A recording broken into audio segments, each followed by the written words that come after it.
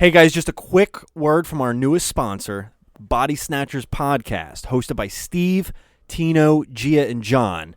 You can find these guys at iTunes, CastBox, Facebook, and Twitter, and the Instagram.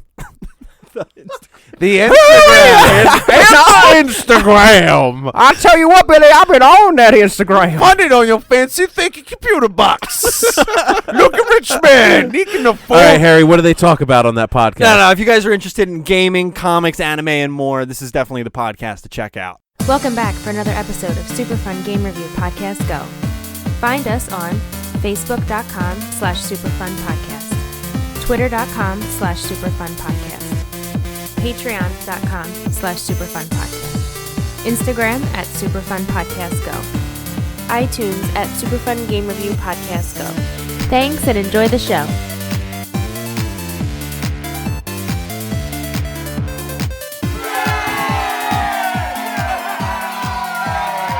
Welcome back for another episode of Super Fun Game Review Podcast Go!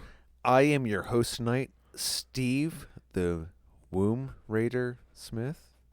To my left, Ralph. I hate tombs. You do. And to the left of Ralph is Clark. I impaled my kidney and made it through an entire cold and dusty setting. That's pretty impressive. No infections. I'm not gonna lie. And to the left of Clark, Harry. No seagulls are safe under my watch. No, that's true.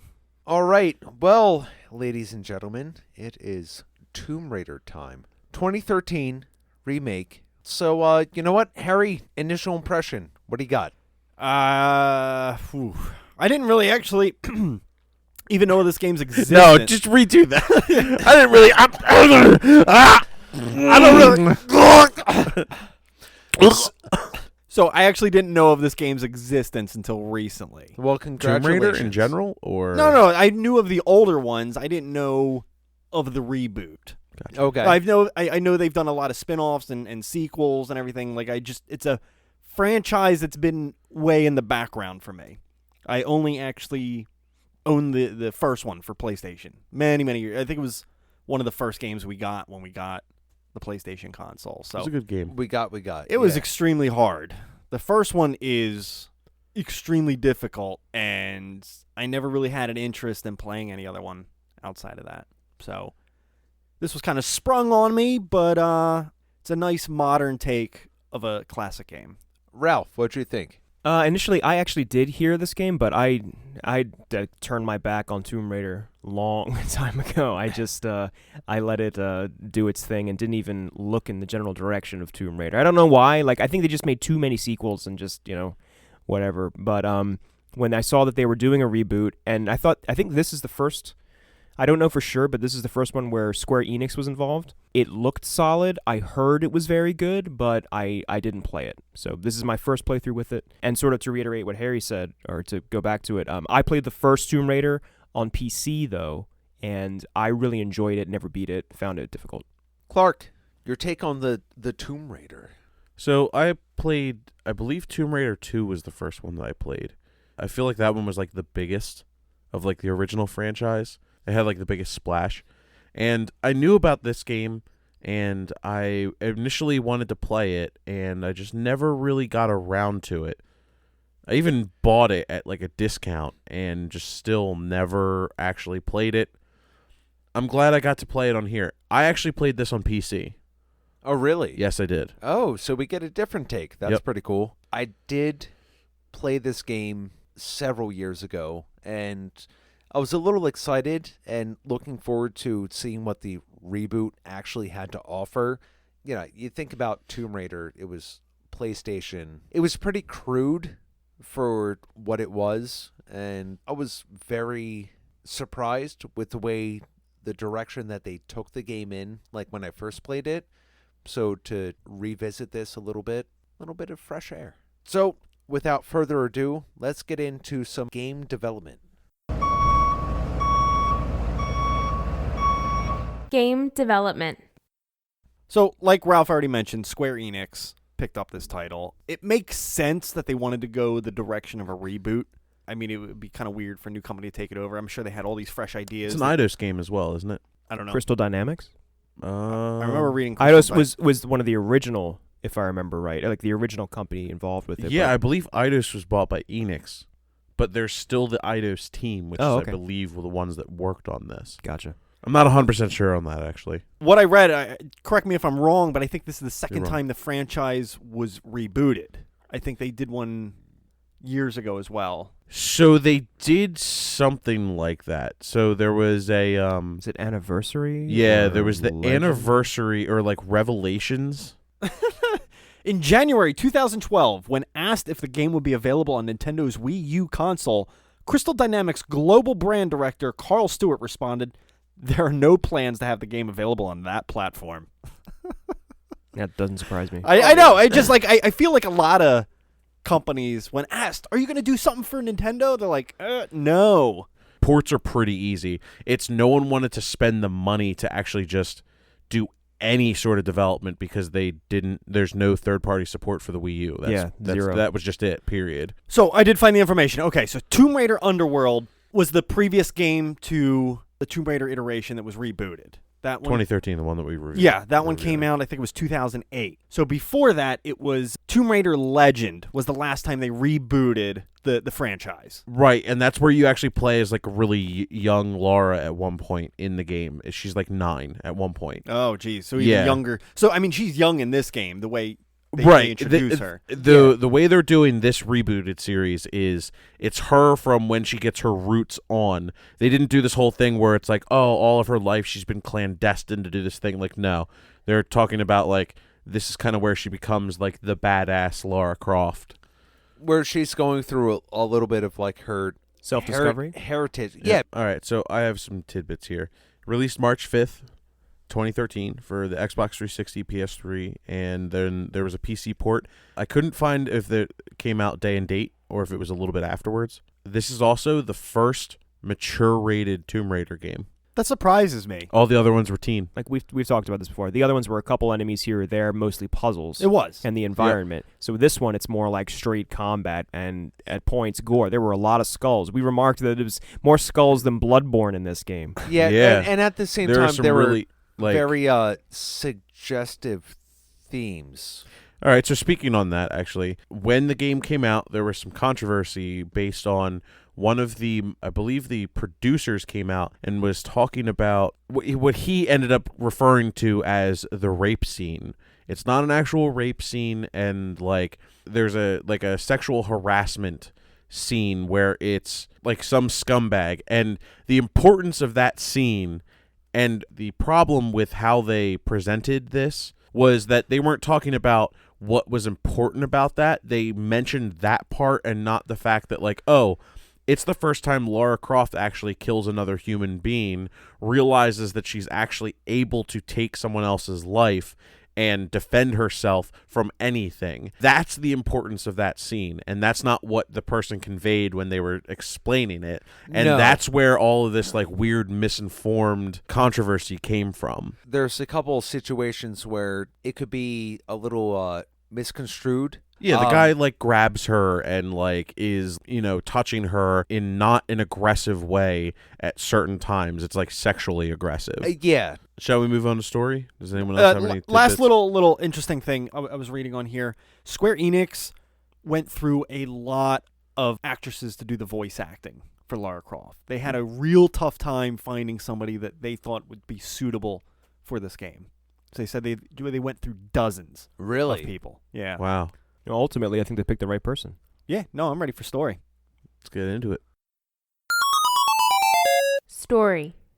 So with this story, I really like where they start to actually get to the root of Lara, where you start to actually learn a little more of the backstory and see her develop as a person. Blossom is a woman. Is that where you're going? She got her period. I was gonna, Yeah. Do you I was think gonna that say develop, but a that's woman not can working out bloom so well. on the battlefield? Oh, God. So, Jason, How many Oh, episodes are you going to God. quote that only shit? if love can bloom on Only the battlefield. love can bloom on the battlefield.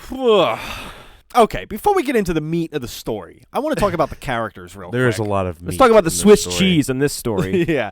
I think the characters are boring as fuck I agree. in this game. I think they're Yeah. all flat, generic, cardboard cutouts of characters. I kind of like the captain. but that's mostly because of his last stand, I guess. Oh yeah, where Yeah. he beats the shit. Yeah. Yeah.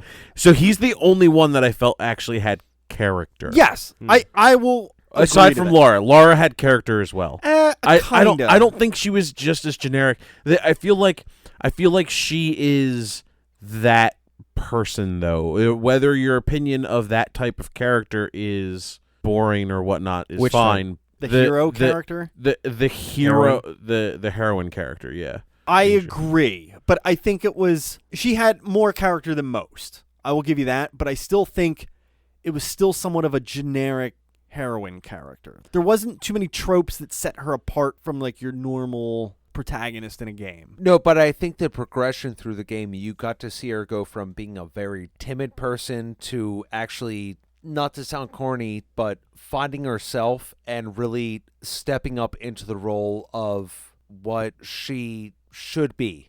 Basically. I don't think she developed at all. I think You don't she, think so? I Into think a one-woman killing machine, she did. She was Yeah. from the get-go, though. I mean, didn't she fall on that spike really early in the game and just like heaved herself up, bandaged herself up, hunted down some deer? No bandages. I Oh, never no, saw no, a bandage yeah, you're on right. that hole. Yeah, You're she right. never bandages herself. No, but at the same time, you're already seeing like everything that she went through But to no, where I she think had it was her mission. I think it was right from the get-go, though. Like you didn't see her get like stronger. Like she was already killing people right away. Hold on. She was shook up, though, by what we were just talking about in the game development. Like, essentially, she's assaulted, and she takes the life of the guy who assaulted her, and then from there, she moves on to defend herself for the rest of the game and kill a bunch of people, basically. Max Payne style. She basically Max Payne's it. I mean, I could almost say that she's like Rambo, but I wouldn't say that. No. I mean, it's not like she uses a bow or anything. Oh, wait a minute. She does use a bow. It's not This like the guy. bow has explosive arrow. Wait a Oh minute. my god. The bow has explosive tips. No, personally, I think she's a combination of... And Laura's got explosive tits. Ba-boom, ba-boom. I think she's a combination of like the blank slate character they do so that you put yourself into the role, even though she's a woman for us, which, is whatever. But I became a woman for 10 hours. yeah, right. She's the hero, she's the heroine, and then also sort of that blank slate. So they didn't want to, I guess, give her too much character because then you can't connect with her as well. I'll say this. I think she very subtly moves into the role of what she becomes towards the end of the game. Okay, I'll agree with that. More so than a similar game that we have played recently, Uncharted. Drake goes from 0 to I'm murdering everybody. But his first scene, he's murdering people. Yeah, but with he's Laura, like, I don't think that's the case. No, well, with Laura, the first thing that you actually really murder, where you take it in your Bambi. hands, it's a deer. And Bambi. she Bambi's feels mom. so remorseful about it. It's like, I'm so sorry, but thank you. And then after that, she never eats again. you don't really have to kill any other animals. There's so Oh, many but I people. did. who Well, die. Well, yeah, you can. And Harry I got did. crab cakes. You got crab cakes too? Oh yeah, no, I love that achievement. It's just bow and arrow crab. I'm actually, because you said that, I'm thinking of the ending where they're like on a ship and she's like, I'm not going home. I'm going on my next adventure or whatever. Like, it's clear that she's gone through this change, but it's not as, I almost want it to be that part of it, the way that she has changed to be a little bit more different. Like, her just be like going off into the sunset is great and all, but I guess in terms of the story, I didn't enjoy the game for the story, and Laura specifically, her character. I felt that the growth is there in the beginning, but then she like plateaus and just stays there to the end. Like, you don't see her like at the end, like, and I don't know why I'm going on this tear here, but you would want her to like go inside that ship and like look in the mirror again and like her like realize that things are different. Think like there is no the growth. I don't see that she's a changed woman at the end of the game. Some of the other characters, though. they're all bland stereotypes. Who? They fit the archetype of let's get like a random crew for any archaeologist or any explorer that's been in any action movie. They were very boring, except for a couple characters. The old man was interesting, and I thought there was going to be... Captain. Yeah, that's it. Was that the captain? That's the captain of the ship. I am the captain. Look at me.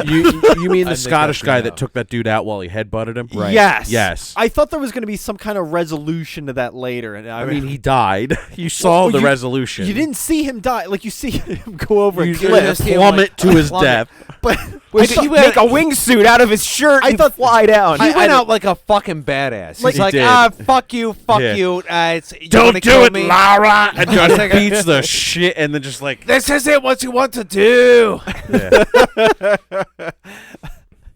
interesting. But then we had Harry Potter, bland, a little bit of a bitch. Like I don't even know how. Like so. Oh, the one thing I the wanted tools. Take the tools, Lara. This wrench and a screwdriver. I'll die for them. Take the I tools. can't believe that the tools were literally a wrench and a I fucking know. screwdriver. Not one of the wrecked ships out there had those in it. That Nope. you had to go all the way out to. Oh my god! And that's all you need to fix the engine is Yeah. an adjustable wrench and a flathead screwdriver. you could have done that with your gun. You You could literally have done that with could- your hands. You literally, and well, maybe not, but you literally. I need a could, penny. you could have taken apart a gun and probably done that. I'm just. It's. I mean, it's more like here, Lara. Take this toolbox or something. Like that's all I needed. Like it's just so funny that it's a like backpack. Like yeah. it's a backpack full of tools. No, it's literally a wrench and screwdriver. the one comment I made to Ralph when we were playing through this game is like any character that gets near to Lara usually dies. Oh fuck yeah! Like Well, they even pointed that out. It was Reyes says says it too. Yeah, it's Well, like, anybody that gets close to you dies, and she's like, "Well, you better you not better get not too get close." too close. Don't Yeah. get too close to me. I'm not a Black Widow. I'm going to do my Lara Croft voice for the rest of the podcast. Is Don't you Right, enjoy it? right, Clark, right. your face tells me that you don't like this voice. What is it becoming? It's merging now. It's it's That's turning it. into fucking Who is it turning into? what the The monarch. He's starting to turn into the monarch. The no, monarch. it's not the monarch. no, it was the salad fingers guy. Oh my God! Need rusty spoons. I like rusty spoons. Oh, you get Ralph's getting all cockney on us. I like it when Getting all a little bit cockney. the red water comes out. Not having a lot of experience with Tomb Raider games, I vaguely remember there was like a supernatural element to Tomb Raider because I remember dinosaurs being in the first game. Yeah, that T-Rex. Yep. So I kind of expected something, but boy oh boy did they really throw in some Indiana Jones shit in this. Well, Like- a little like bit. the spirits that have to go into the body of another, and it made me think of the what was the chest? Ark of the Covenant. Yes, with the spirits and everything like that. It gave me that kind of vibe. Well, I mean, you basically had zombie samurai running around for a good little bit, and The then Eno. especially in the one part of the game where you have to like start creeping along through like the ancient hall, Mm. and they're like all marching in, Mhm. and then there's like the giant gargantuan fucking samurai just like standing there, and they're preparing them. It's like, Fun fact, that Holy parade into that hall is never ending. Yeah. no, yeah, it never stops. That sequence, I actually thought for a brief moment, like, okay, maybe you have to get somewhere really quickly, and the number of people walking in would determine how many you have to fight, but that's just, overthought. I wanted to go off of what Harry was saying with the supernatural element that is in this game. There is a Asian. I think it's Japan. Japanese. We were having a hard time deciphering princess? where this was. I'm pretty sure it's Mediterranean Japanese. princess. It was probably like a Pacific island. Well, they were saying it's off of the coast of Japan, but there was a lot Did of I even look this up? while we were Chinese recording? mythology, so there's What like was- some what was the name? crossover. Himiko. Himiko. Himiko. Himiko. Yeah, so it was Himiko, and she essentially was like Storm from the fucking X-Men. She controlled the weather. Yep. She traps everybody on the island. She can fly. You can't get off the island unless you unless like you can't get off the island once you're there. It's kind of like Lost. No. Oh God, they're stuck in. Yeah, yeah. They're stuck in a dream, man. They're stuck in a fat man's fucking fever It dream. was all a dream. Let's Remember- talk about Lost. No. No. I don't know. I thought it was really neat when everything began and Himiko is his statue that's very stationary. And then as soon as it begins, it starts to shatter off her face like terracotta, like breaks off, and then she becomes this real entity. It's holy fuck. This is really stepping up a couple notches. And her face like melts the same way Yeah. when you kill her as well. You know, I have to say that kind of pulled me out of what was happening, because it was like, how long does it take to transfer a soul? And I was thinking, man, this is like slower than dial-up. Like, how long does this take? That's right. It did take. Because it was like It's a 15 goddamn minutes of process, Ralph. And I'm like, well, I'm no expert on the subject, obviously, but I mean, shouldn't it just be like, soul, there, here, done. Your soul is mine. Your soul Your is, yeah, soul is Well, mine. you know what, influenced by Ralph? Mortal Kombat. Ralph, that's your millennial thinking that Oh, everything's fuck off with that. Everything's done in an instant. Fuck that. Things take time. It's a fucking joke. You fucking millennial motherfucker. Here we go. Goodfellas again. Yeah. Anyway, Yeah. Hey, get your shine box. Yeah. Get your shine Get your box. fucking shine box. no, Go but dance with me, Spud it. Fuck you, Tommy. Ah, fuck you. Okay, let's Hold talk on. Matthias real quick, though. Okay.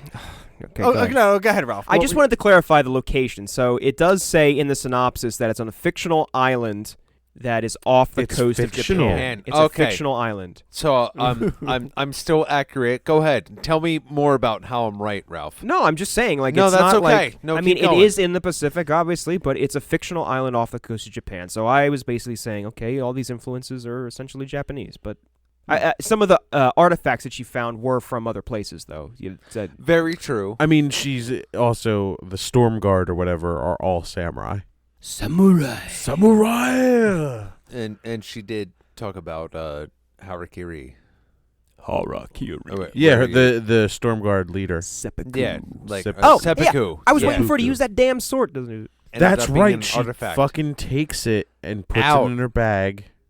Melee upgrade, nothing. Yeah, which Oh. the only significance is that you find the little scroll and the fact that she can actually read Japanese about how he failed his queen, basically. With a cheesy accent Way in to English. fuck up.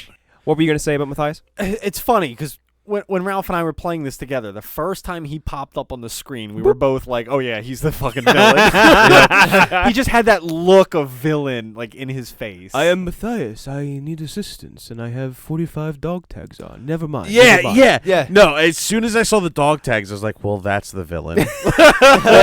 like, oh yeah, like I crashed on the island. I'm also here too. I found these dog tags on the ground. Like, no. Nice to meet you. Yeah. Lara There's like Croft. a chicken bone fucking tied to one of them. Like, what the fuck? I found these on the sand. They were great. Tell me more. Huh?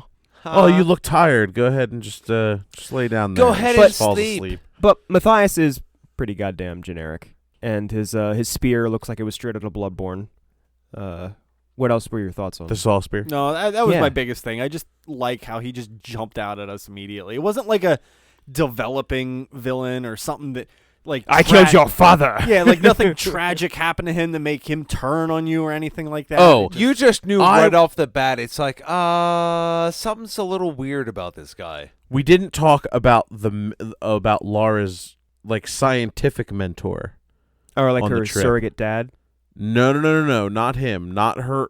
No. Oh, the- I'm the sorry. scientific mentor. Never mind. Go ahead. that guy's the- a little bitch. Can we just put that out? He was annoying every time he came into the picture, though. Like he's just like Lara finally sets up, this like escape plan or something, and just like Well, he's built that way. His There's- character is that he's trying to gut a fish and he can't do it, and he's This just like, isn't what 30 years experience. this isn't what I'm funding and the rest of it. Yeah, when they try to do like That fish Man cutting versus scene. Wild, That fish cutting scene is just there to undermine his character. little bit. Shh.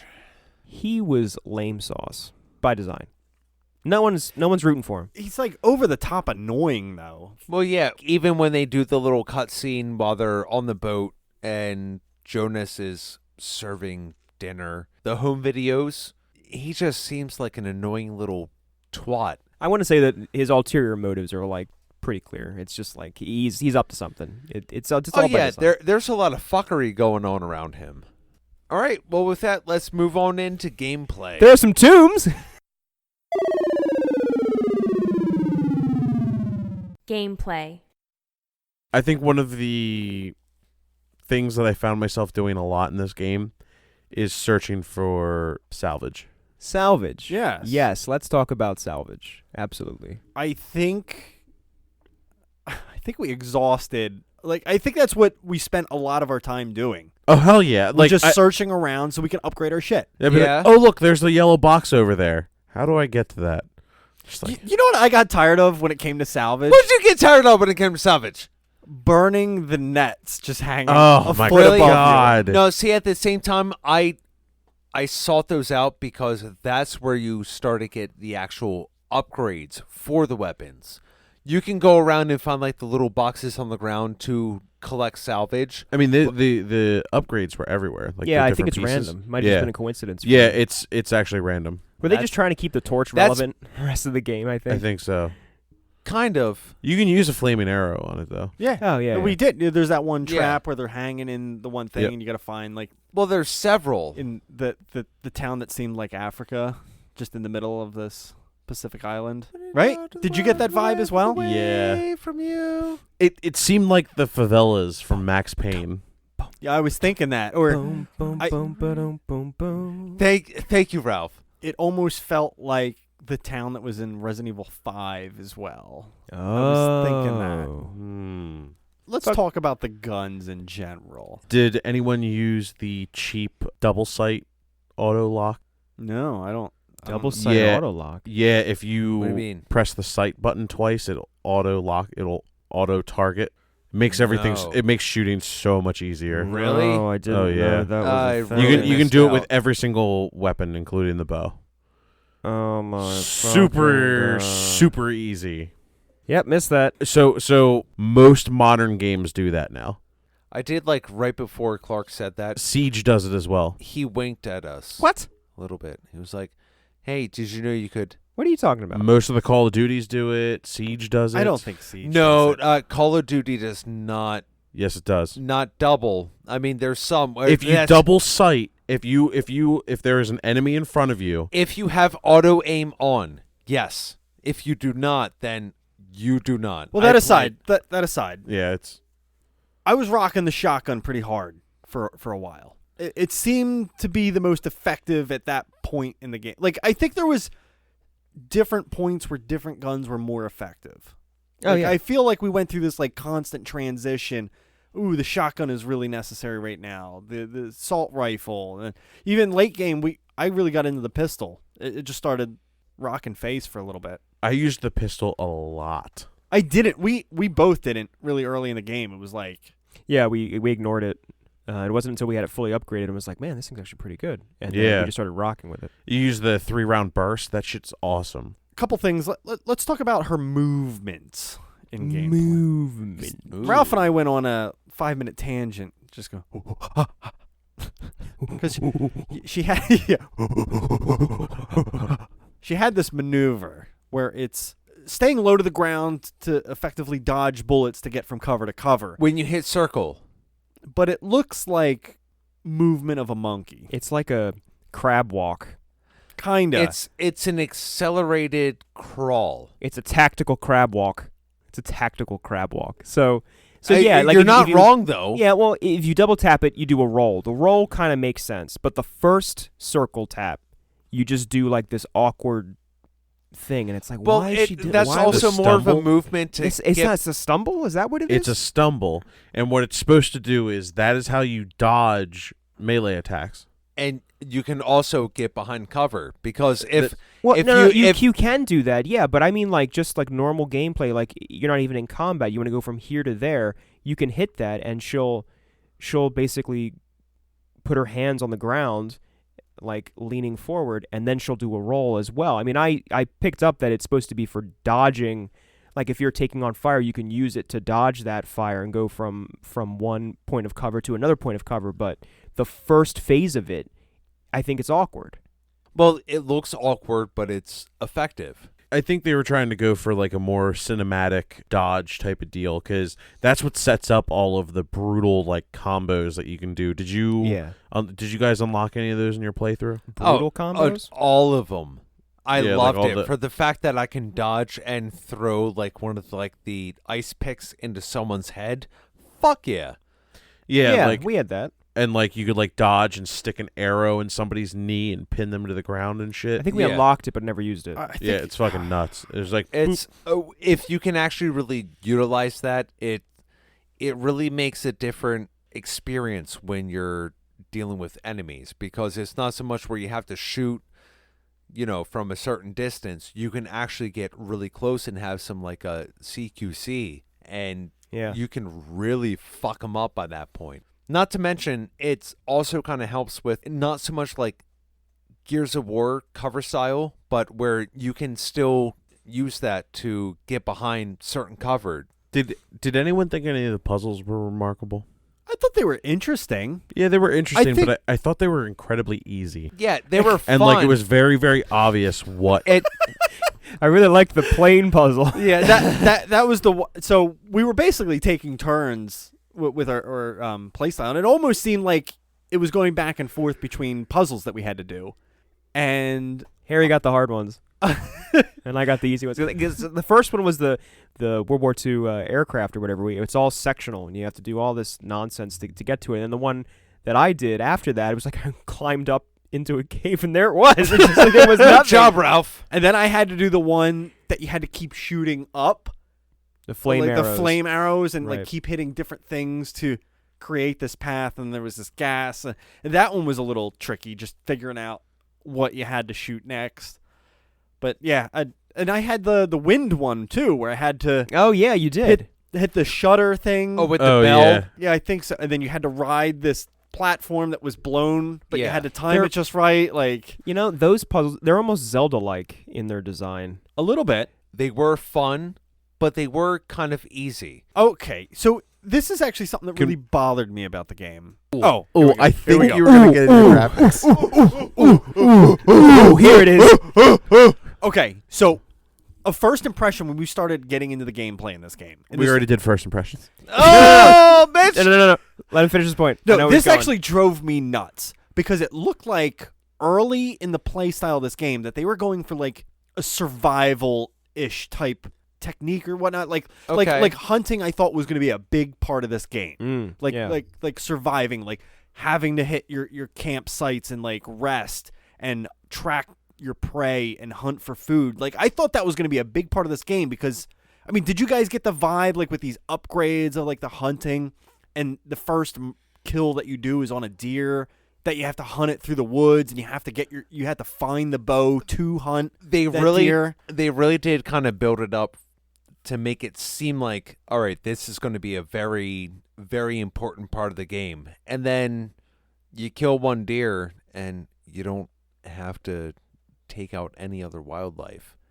I don't know. I thought that was going to be a bigger part of the game, and it wasn't. It would No. make sense for the story that they're trying to tell, because the situation that she's in, you see her shivering, there is no food. It would make complete sense to have those survival elements there, but they're absent. So you're right. I felt the same way. I don't know how you felt about it, Clark, but like she's injured, she's cold, she got to the fire, and you see that she warms up, and then she steals herself and she goes and she has to hunt and kill this deer and survive. Like that's the only time she forages for food, really. Like why even put that in there just to introduce the bow? Like whenever there's a bow there, you have to use it on a deer, like to understand it. It doesn't. What did you think? I think the terms of her survival change throughout the story. At first, she's just surviving a wound, and then she's running from an ancient Well, Japanese no, samurai. but like at first she is completely alone by herself, and that's the first like three things that you're supposed to do if you ever find yourself in a situation like that is like find food, find shelter, find water, and that's what she does. And they don't actually expand on that. I think the setting is ripe for that kind of gameplay element, and they just didn't do it. I don't know if they did it in the sequel or not, but it seems like a missed opportunity. There is a good little bit of QTE, which is you don't really expect it. I thought I was just watching part of the cinematic. I did impale Laura a couple times with not paying attention. to Laura it. was impaled a couple times. You didn't impale Laura. No. I was right the first time. Okay. I was right the first time. Don't judge me, Ralph. No judgment. It's This is a judgment-free zone. 64-bit Lara is on my wall, my spank wall, 64-bit. as you would put in my spank room, right? That's what you said. Right next to This is sniper. aggressive. Right next Right, to sniper. right. That's what you said. Right? You said that like 18 You months ago. said it. Must be true, right? Yeah, no, 18 months ago. No, that was less than a year. And then Ava, from You get a Parasite pass Eve. for Lara Croft. I told you this I earlier. You get a do. pass. I do Yes. get the pass. For Graphics. this Lara Croft. Graphics. Perfect transition into graphics. Speaking of passes, let's pass on into graphics. pass over.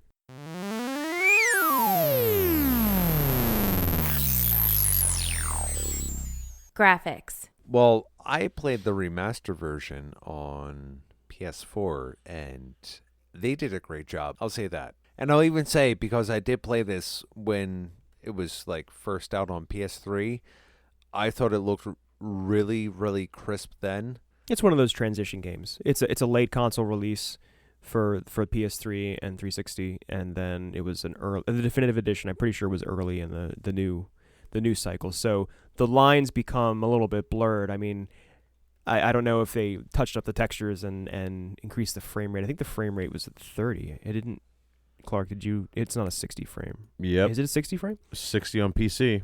Oh well. Oh, sorry. That's right. You played it on PC. Yeah, so I think I probably got like the best graphics Yeah, that's out likely. of us. It was really nice at 60 frames per second.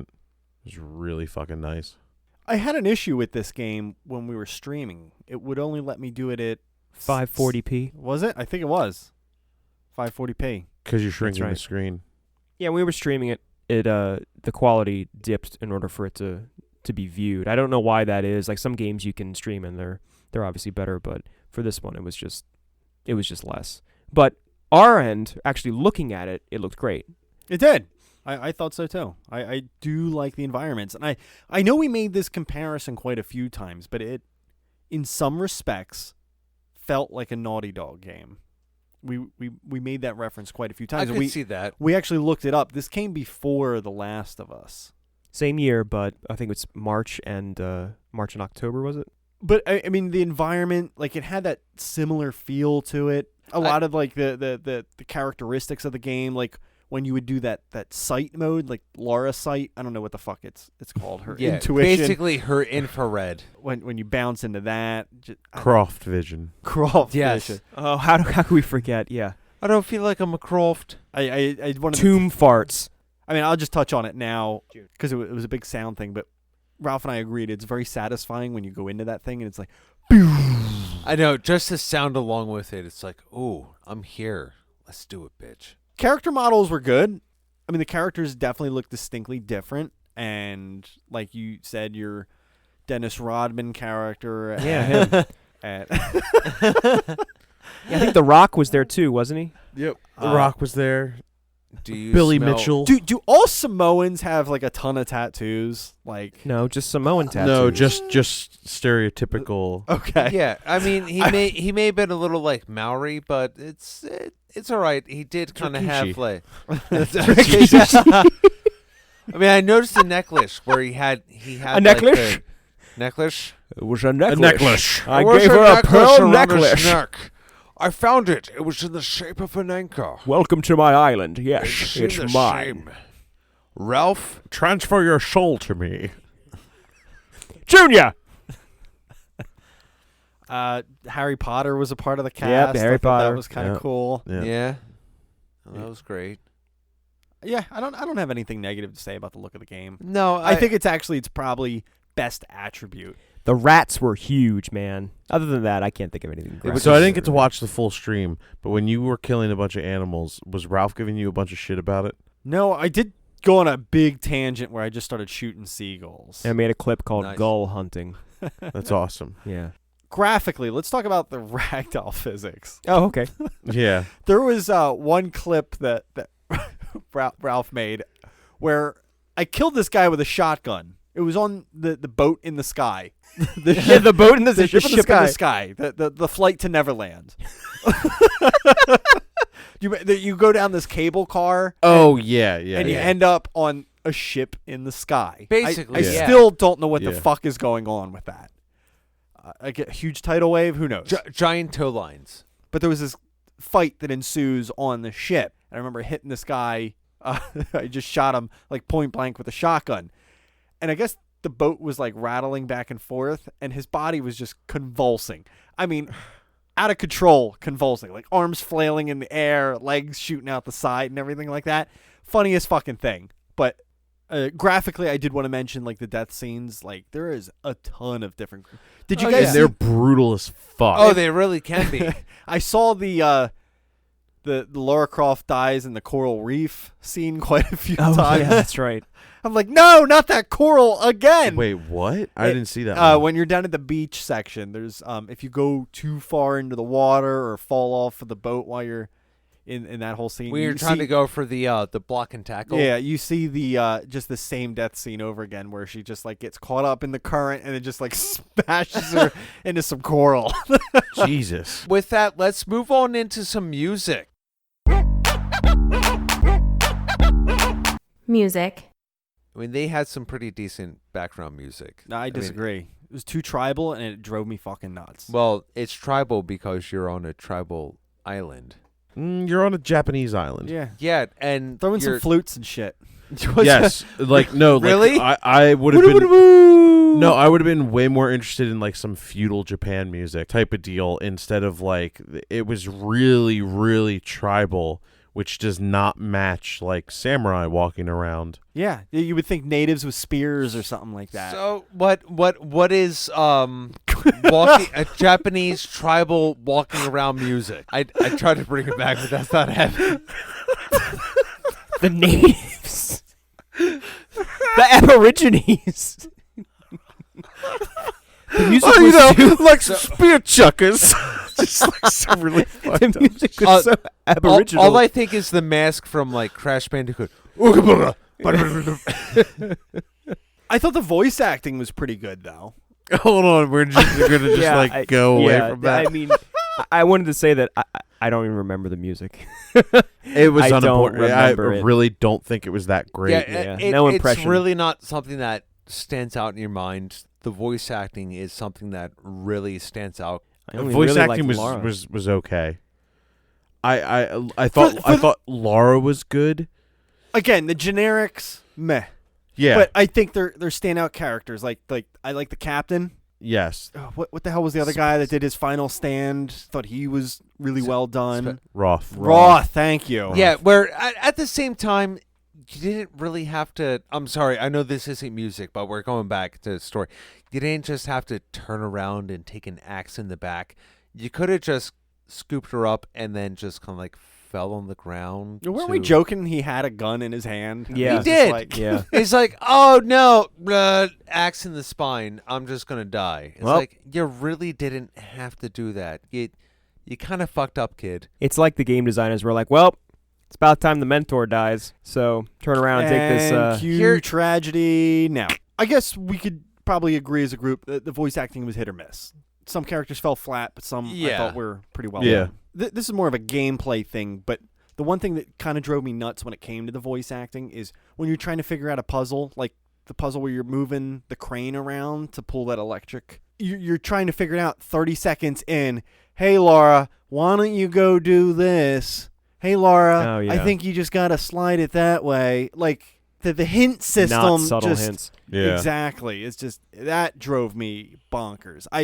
I'm smart enough to figure it out. Just give me a couple minutes to actually get her to do it. I think there were a few times that she said it herself. Like if you're lingering around something you have to figure out, she'd be like, I have to get the fire out or something like that to give you a hint. Yeah. But it's same thing. All right. I think that wraps up music/sound. So let's get into some final thoughts.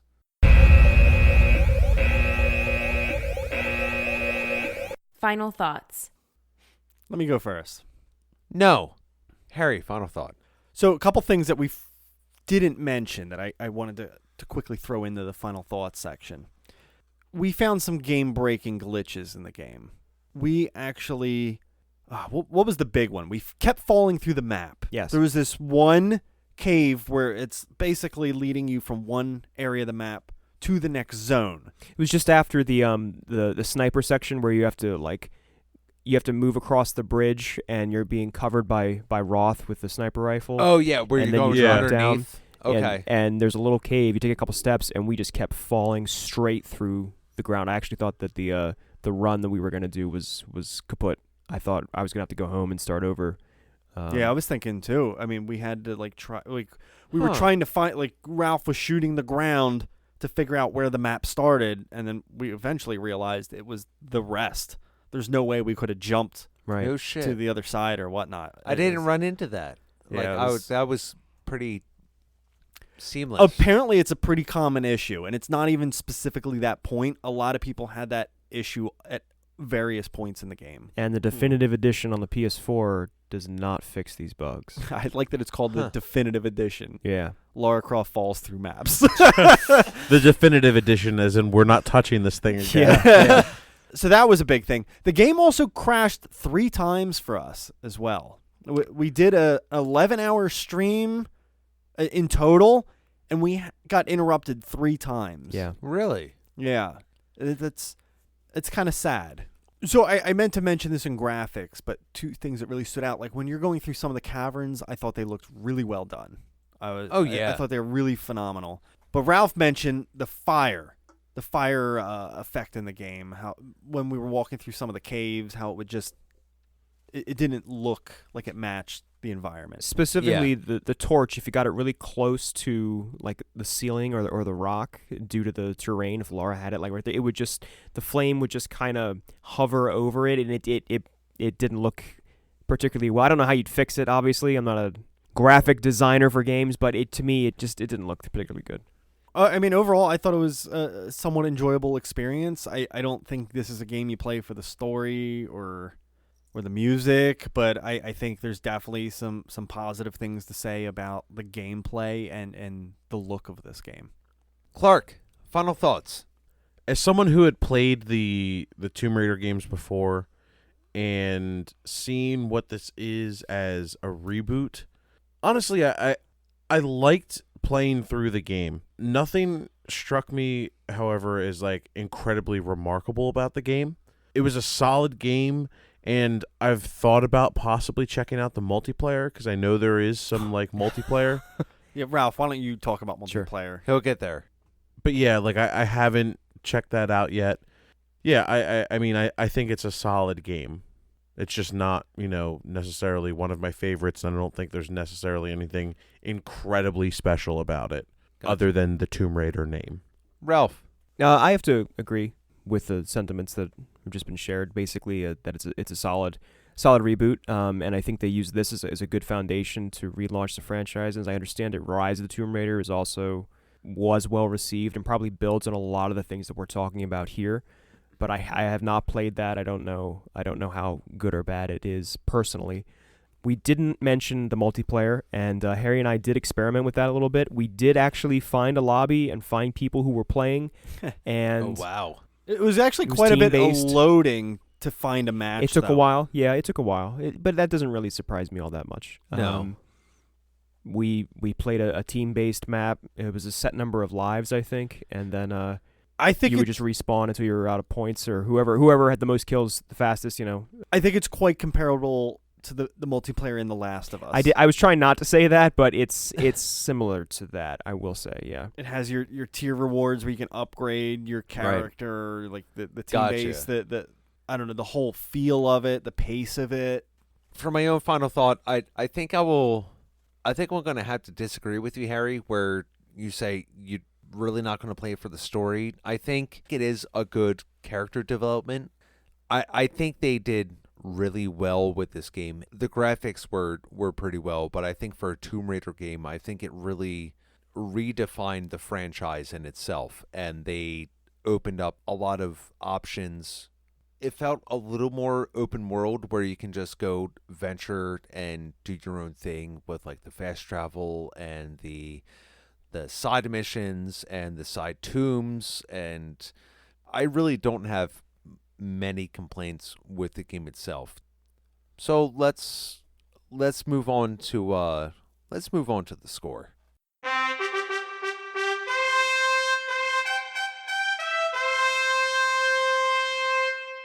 The score.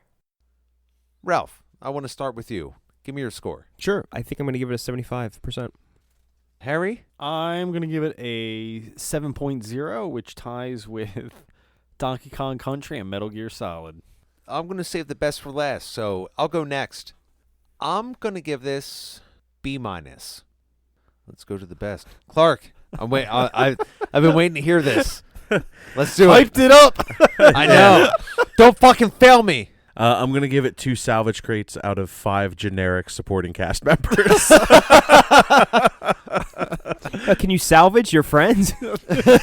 Apparently in this game, yes. It's Because not much to salvage. you can start with 7 or 8 and end with 3.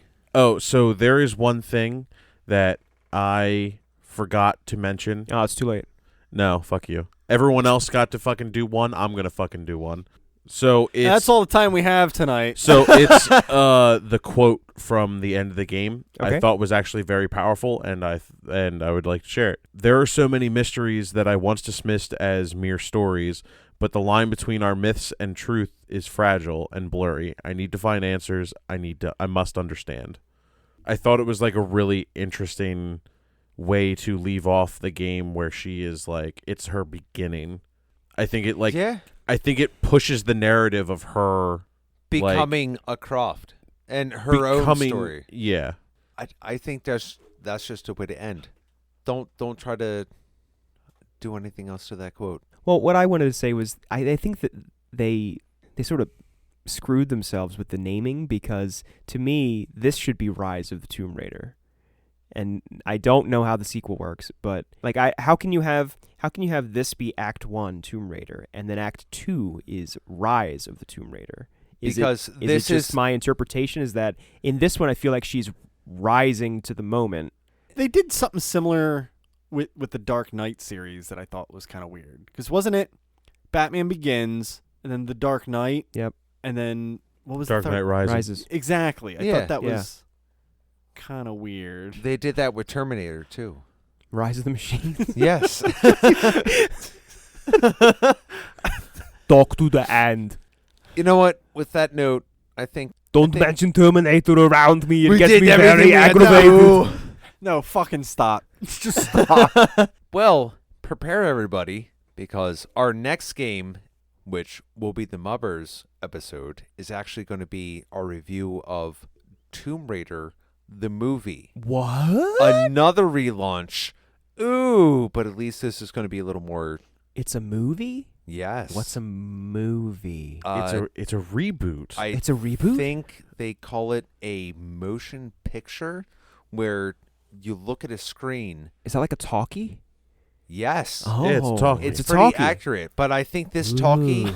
has color to it. Oh, a color talkie. Well, these kids nowadays have everything. With your Insta snaps and your And face goes. Faceagram. All right, yeah, so that's going to be next week, right? Yeah, the next one, get ready for a movie review. Oh, by the way, couple more weeks left. You can still vote for our Patreon voting poll. Fuck. Voting poll. Voting poll. Please vote. Why do I always fuck that up? Oh, Every time I try to plug I the have no poll, idea. I do it Plug every the time. poll. I need to find a way I can. Look at our poll. Touch the at poll. Poll. Manipulate the poll. Yeah. Submit your request on the poll. So make sure you guys check out our Facebook and Twitch, because there is a lot of streaming going on. You might find some PU Underground. You might find some Siege. You might find some Rocket PU League. Underground. Some PU Underground. The hell's PU Underground? PB Underground. Also, if you were interested in watching us play Tomb Raider, all 4 segments of Ralph and I's playthrough are up on YouTube. Have a great night, guys. Love you. Smooches. Eat my ass. Game over. Game over. Game over. Game over. Game over. Thanks for listening to Super Fun Game Review Podcast Go. Stay up to date on our Facebook at facebook.com/superfunpodcast.